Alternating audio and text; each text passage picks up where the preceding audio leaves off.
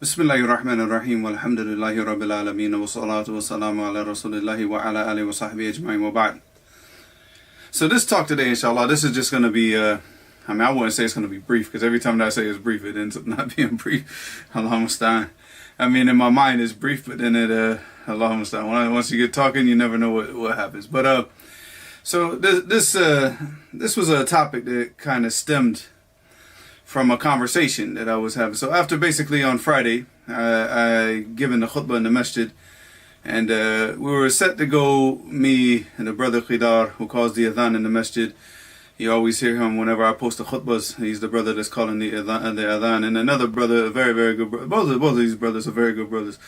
Mujahid. So I was riding with Mujahid, and we were supposed to all go to this youth program, which is like here in Jacksonville, in Florida, period. You know, you have like these juvenile programs. So what happens is if a juvenile gets caught up in a more serious crime, but they don't want to certify him as an adult, they put him in these programs. But so as we were going to that, the brother ended up getting a call, and we ended up not going. So we had to turn around and go back home. So Mujahid was taking me back to the house, and then it's like as he was taking me back home, a kafir called him, because he runs he has his own business, alhamdulillah. So he has people that work for him, and some of those people are kuffar. So one of these kafirs he called, and he was talking about, just like he had to go somewhere, right? So he was going down to Tampa, and he just wanted to let Mujahid know that he wasn't going to be there. So Mujahid, the brother's trying to give him advice and trying to tell him, don't get involved in this and don't do this. He's a kafir. He's just like laughing, ha ha ha. Yeah, I love to do that, and it was just like, so, I mean, this has nothing to do with the actual conversation, because what happened was it clicked in my mind. As soon as he hung up the phone with the kafir, and then I'm sitting there, I look at Mujahid, I said, subhanAllah, man, you look at these kuffar, right? Look at these kuffar. They spend their money on alcohol. They spend their money on drugs. They go to strip clubs. They spend their money on, they could go to the mall, to the movies or whatever, and spend how much money? Go out to dinner and spend a whole bunch of money. Stupid clothes, just these just trying to get like these popular clothes, and how much money they spend on clothes. How much they spend, and they gamble. They're spending all this money on gambling, sporting events, and all this stuff. I'm like, look at where all their money goes. And then I said, look at us now. We're Muslims. We don't drink. We don't mess around with girls. So we're not running around spending our money with females. We don't smoke. We don't do drugs. We don't gamble. We're not supposed to get involved in interests as Muslims, but of course a lot of Muslims do. So that's why I'm sitting there talking to Mujahid. I'm like, where is all of our money as a community going? Like, if we're not doing all of these things, and these kuffar are doing all of these things, and all of the kuffar's money is going to all of these just like stupid activities just to waste their time so they can so-called have fun, right? But us, our money doesn't go to those things.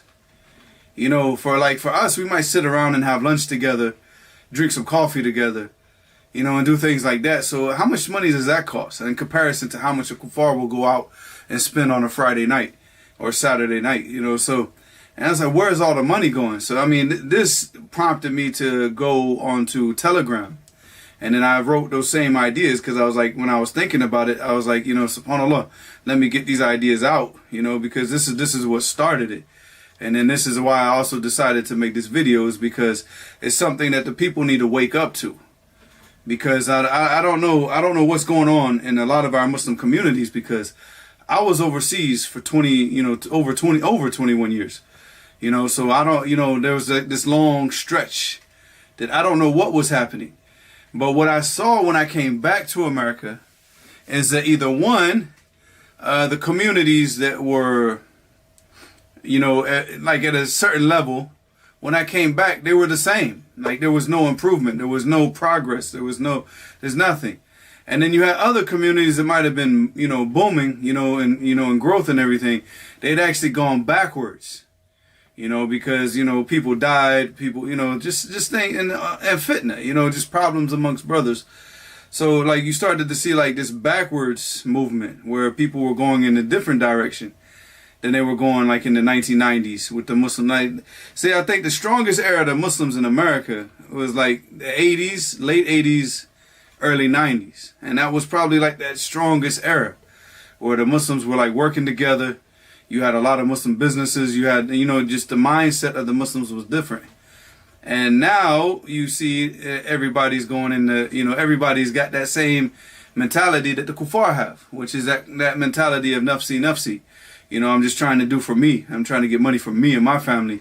And then now you start to see the jealousy and the envy and everything start to come into the Muslim community, where it's like, whereas we should, if we have problems, the problems have to be dini, but now the problems are dunyawi.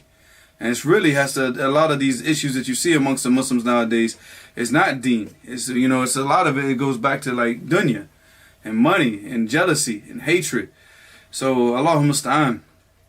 So when I posted that on Telegram, that was the whole purpose was like, what are we doing with the money? Where is it going? Cause somebody, cause obviously on Telegram, the people can't respond. So that's why I said maybe I need to make a video about this so we could all maybe open this door for discussion. Because the thing about it is you look at like all the different ethnic groups, that come into America. Like, and I use the Chinese, for example. See, the Chinese, they know how to go into a neighborhood, set up restaurants and different things. See, they don't have deen. The Chinese, if they're not communists, then whatever deen they have, from the old religion that they had before communism, they're not attached to that. So it's not like they're going to go and set up like some type of, prayer temple for Buddhists. They might do that later on, just as a show, but it's not something that they take seriously. Whereas as Muslims, the most important aspect of our community, first and foremost, is the masjid. Everything is like, it revolves around what goes on in the masjid, So I mean, for us to like, we go in and we establish that first.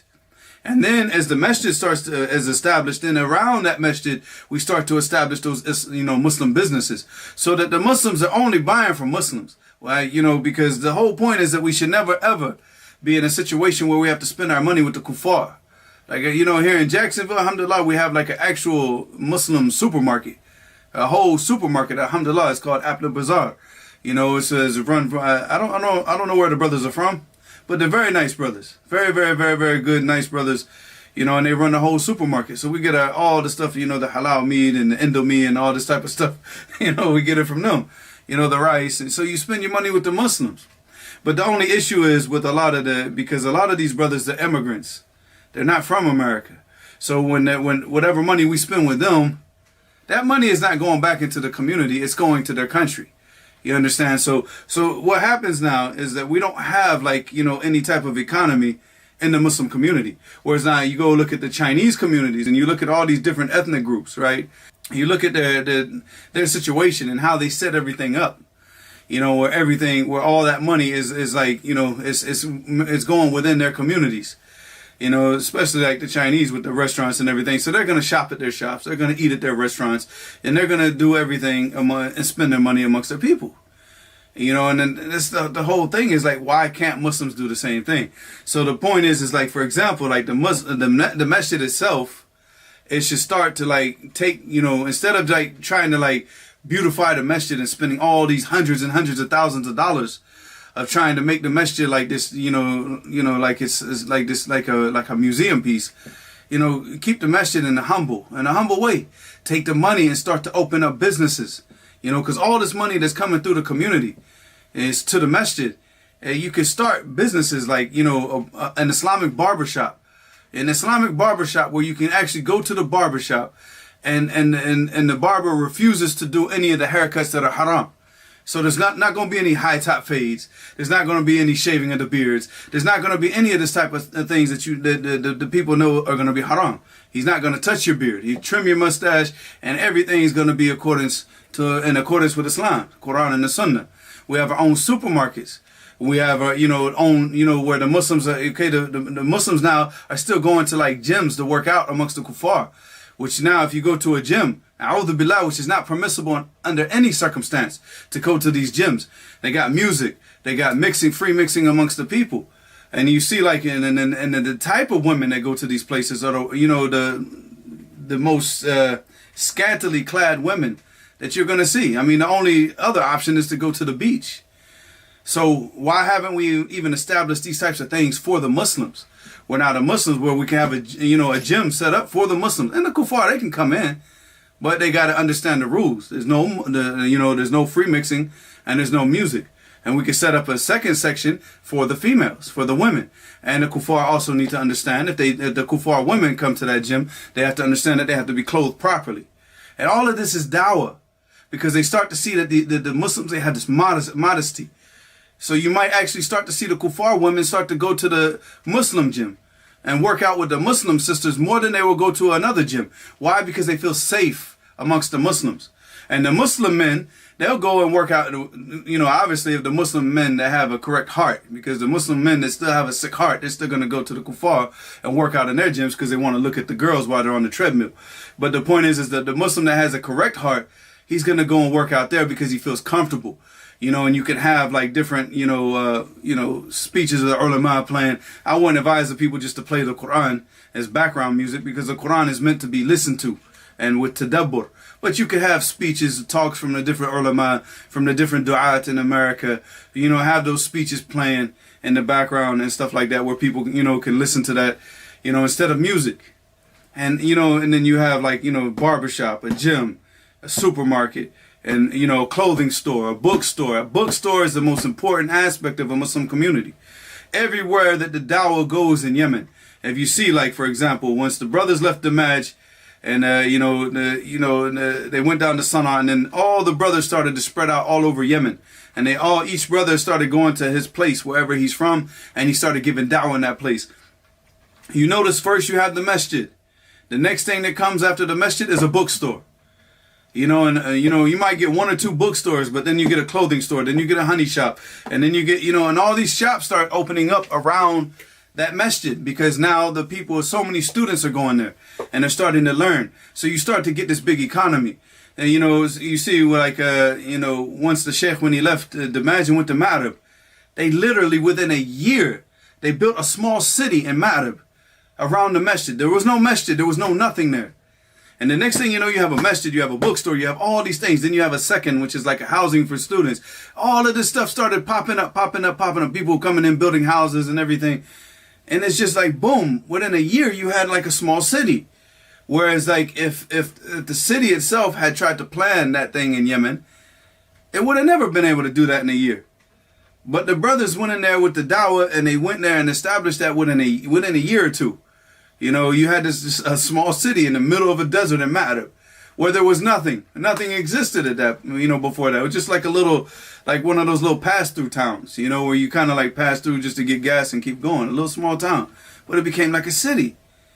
So, and this is what we have to open our minds up to this, because the point is like these businesses in the Muslim community, they also going to need who? We're going to need Muslims working for these communities. So this gives jobs to our youth, and gives jobs also to not just our youth, but to the people at large. Where is a Muslim library up until now? I know I remember like the brother, he opened up one in Utah, Allah Yubarak Fi, Abu Abdullah, but other than that, where the Muslims can go in and just like do research in an actual library, And then things like this, it doesn't exist. We have no economy. So if you go around all the different Muslim communities, we're not, compare that to like what these other like ethnicities are doing in their communities. Now, of course, a lot of these ethnic groups are taking their money and they're sending it out of the country, but they're establishing themselves in their own countries. They're building these big buildings and renting them out as apartments. They're starting a store, or a little mini mart, like a mini supermarket, and they put their kids and their family and everybody's working in those stores, but we don't think like that. So now our kids, they need money. So where do they go? They go to McDonald's. They get a job at McDonald's, Wendy's, supermarket, or something like that. You understand? So now they got to go work with the kuffar, and they got to surround themselves with the kuffar, and then they start to get influenced by the kuffar. Then what happens?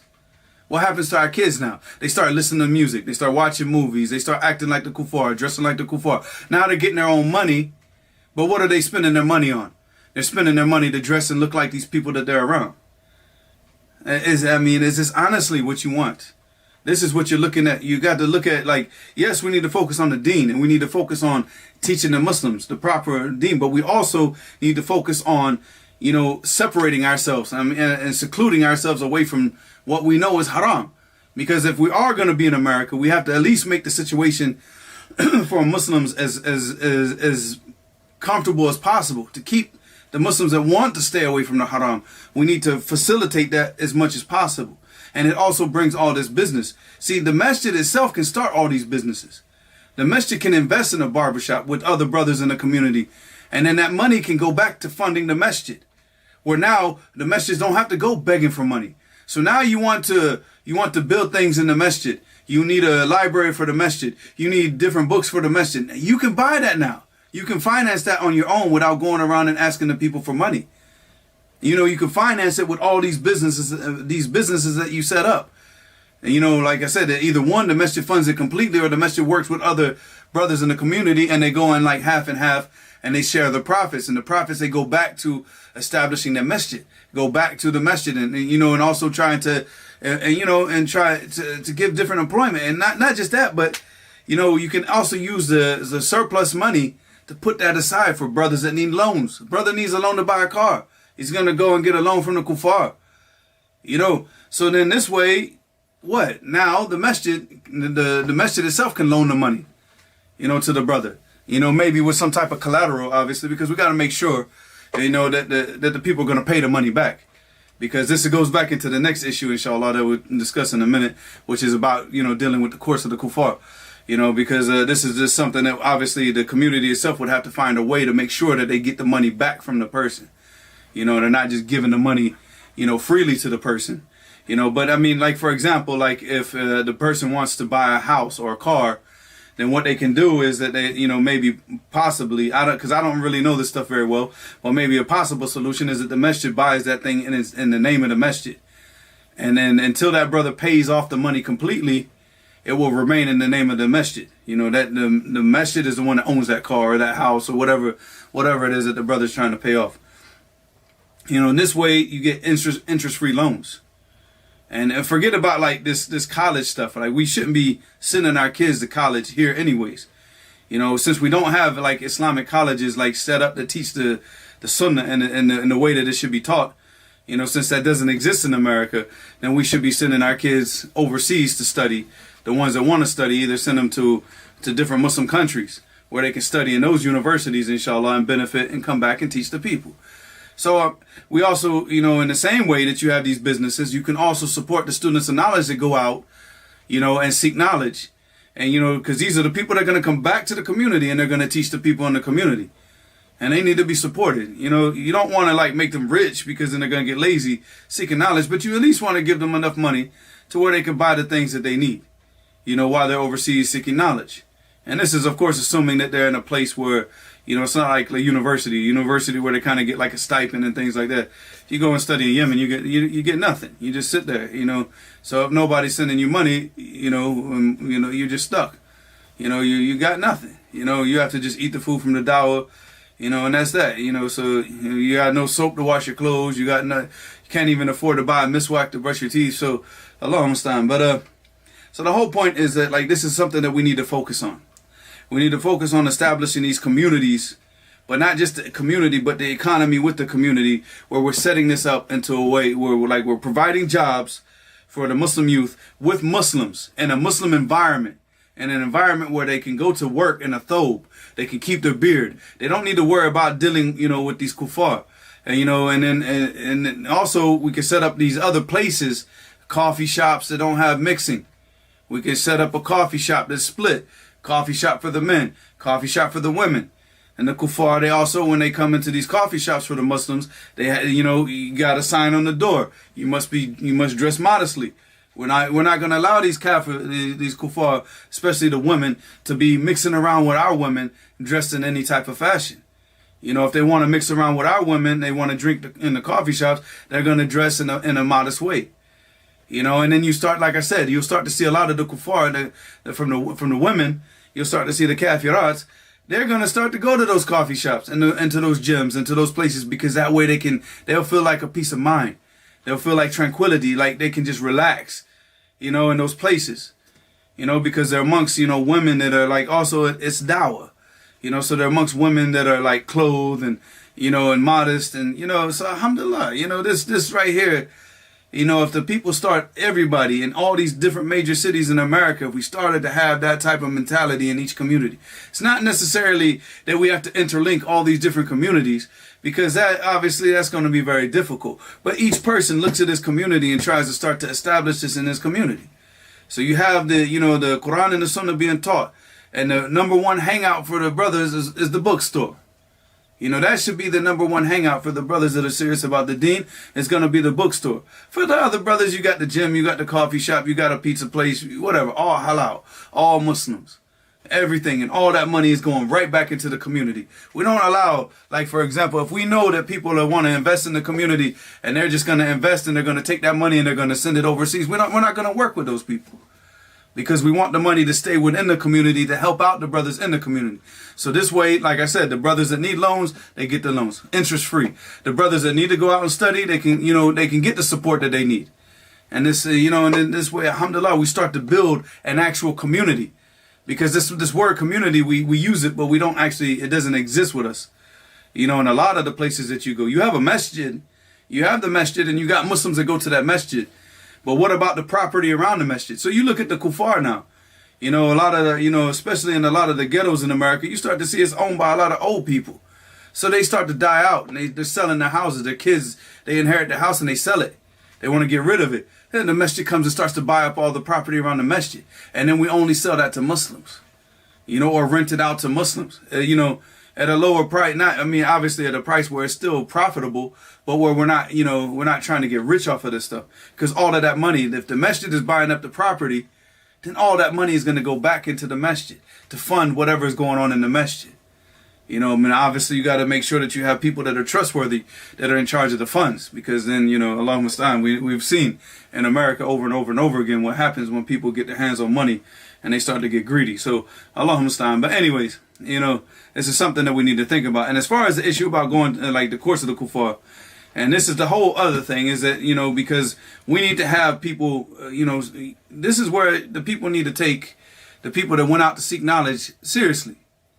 And the brothers in each community, we have brothers that went out and studied in Yemen and Medina and other places, where they studied for a long period of time, and they're able to do like research of the basic issues that need to be dealt with in America, from marriage, from divorce, from all this type of stuff with dealing with loans and all this and everything that the people have to deal with. They can deal with that. And they can also, we have Muslims that go and they focus on these issues that, come up between the people. So we take our issues now to these brothers that have this knowledge. If two Muslims, they're having marital issues, it goes back to that brother. It doesn't go to the course of the kuffar. You have an issue between two brothers. One brother owes this brother money or something, and then, it goes back to the brother. They sit down, and you have brothers in the community that can sit down and judge. If they don't know the issue, they can always take the issue back to the ulama and get what the ruling, and sit down and explain the issue to one of the shuyukh and get a ruling of how the judgment should be between them.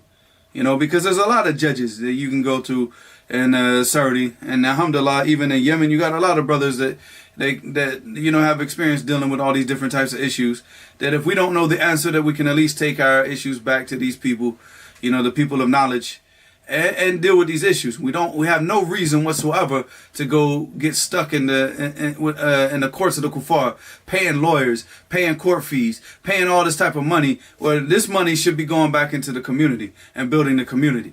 It's not building anything when you take another Muslim to court. That's completely foolish. That's aslan, that's a tahakum ila ta'aghut. You're going and you're taking your Muslim brother to a court to be judged by kuffar, to judge your Muslim brother. Akhi, what type of nifaq is that anyways?